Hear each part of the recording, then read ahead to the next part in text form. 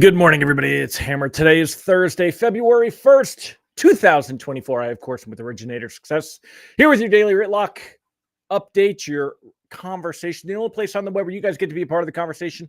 Appreciate you joining me. Remember, you can join me live each and every day at 9:30 a.m. Eastern time as I do these shows for you. Talking about what's going on in rates and pricing and the markets and the headlines and the technicals and all that good stuff. And if you're watching on the replay, I love you too. Don't forget to give us a hashtag replay in the comments, whether you are on Facebook or on YouTube.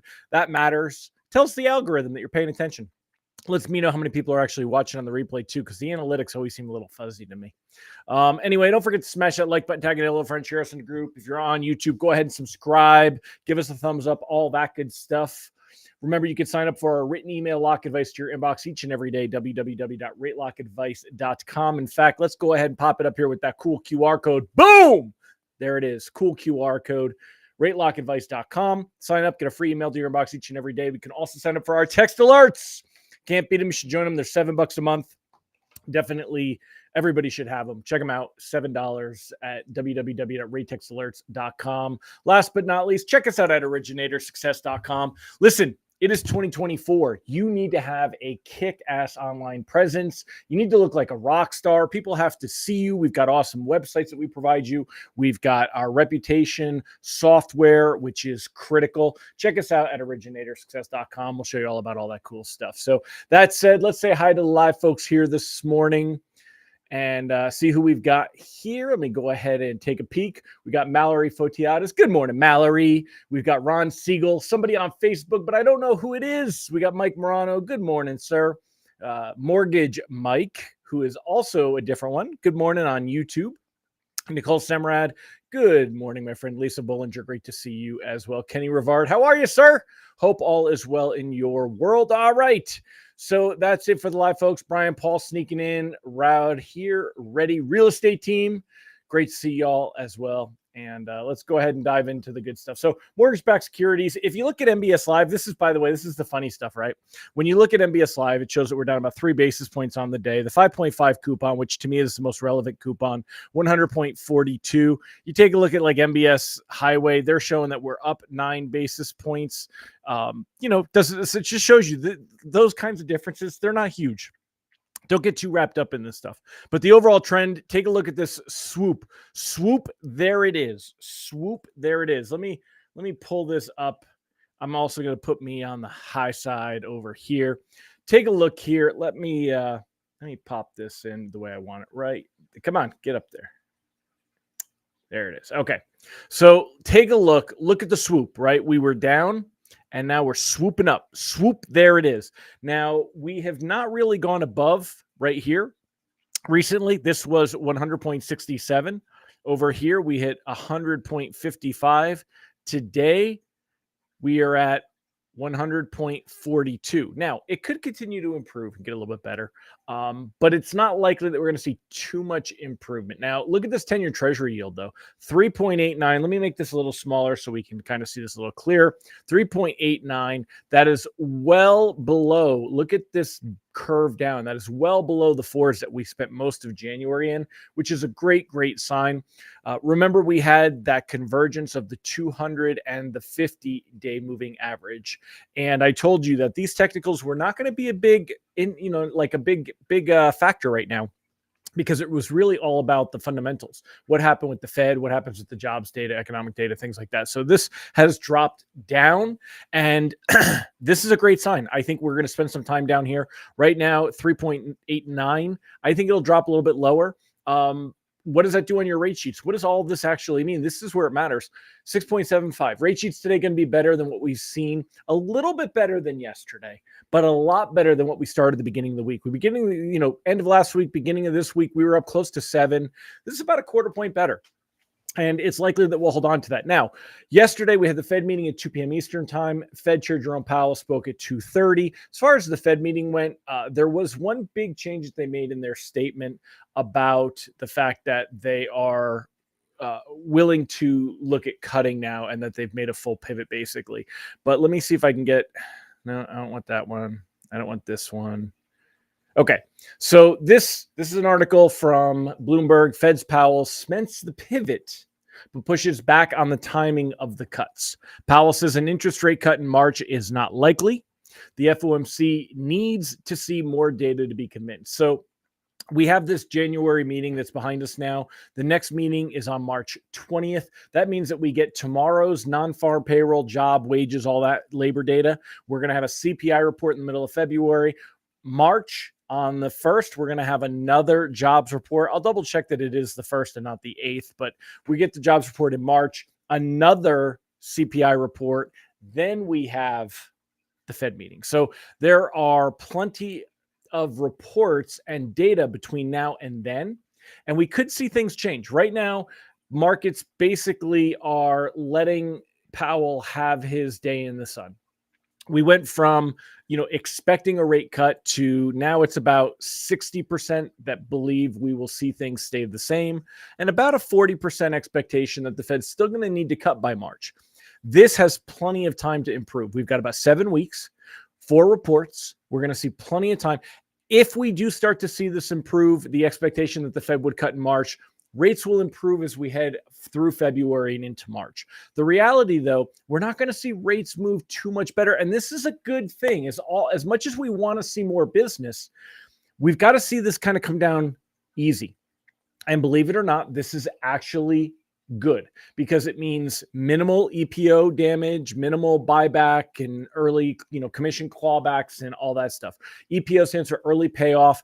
When you do a loan and it refinances or gets paid off for any reason, basically, but a lot of these would be because of a refi. If people are dropping because of rate, we're going to see a lot of EPOs. Now, what's nice is if we have the expectation of better, lower rates to come, you can kind of use that to massage that EPO conversation. And I won't spend a lot of time talking about it now, but just keep that in mind. We'll do a webinar on it. We'll talk more about that. But anyway, as far as all this goes, what we're looking at here, Ron said March jobs report is released March 8th. Thanks, Ron. I figured that might be the case when it falls on the first Friday is the first day of the month. I thought that they bumped it a week. So thank you for double checking that. I was going to go to BLS and take a look, but either way, the report comes. Ron also said that Powell was pretty clear yesterday that they won't be cutting in March. Will it change? And that's the thing. You and I both know Powell has to be clear. And that's what this article was talking about here, right? Let me get back to find that one. Here it is. So Powell said, we're not declaring victory at all. He emphasized the need to see more data confirming a sustained downward trend in inflation. I don't think it's likely the committee will reach a level of confidence by the time of the March meeting. It's a highly consequential decision to start the process of dialing back on restriction, and we want to get that right. Now, one thing I'm going to be pretty focused on is Powell is like that person walking a really big dog, and he's just hanging back on the leash. He's trying to keep that market under control. The market wants to run. It saw a rabbit. It wants to take off, and Powell is trying to rein that in. So just because they say that they're not going to do it by March doesn't mean that they're not going to do it by March. It depends on what happens in the labor market and those things. So tomorrow morning, 8:30 a.m. Eastern time, we've got the data coming out. We've got non-farm payroll. We've got wages. I'm floating into that though. Not normally, but there's often times that we would want to lock going into that. Let me just tweak this a little bit here. Float. Let me see. Not worried about the labor data Friday. So here's the deal. I would only be considering locking loans that are closing in the next couple of weeks that are the most risk averse. Okay. Tomorrow, we're going to go into the jobs data. If it shows a strong labor market, bonds will react poorly. We'll see a worse rate sheet, but then it's going to kind of settle back down as we head into next week. Markets are not that worried about it. Now, this morning, we got jobless claims. They come out every week. They were a little bit higher than expected, showing a little bit of softening. Again, you got more people collecting unemployment.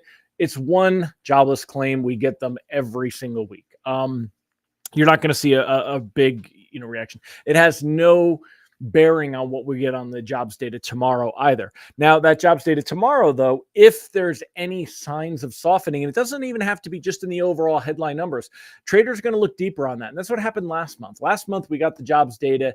It came in a little bit stronger than expected, But then everything settled down as traders dove deeper into the reports and realized it's really not a super strong job market. We've got a normalizing job market. It's not as strong as it was rebounding from the pandemic, if you will, when there just wasn't enough people going back to work and, just employers were begging people to show up.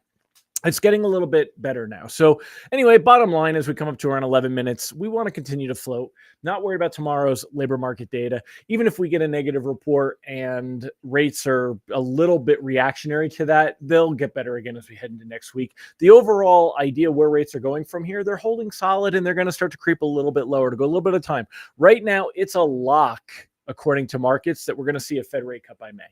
So if we see more of a sentiment shift that we're going to get a cut in March, rates will improve a little bit on that news. Otherwise, we're going to stay where we're at, kind of chip away a little bit better, a little bit worse.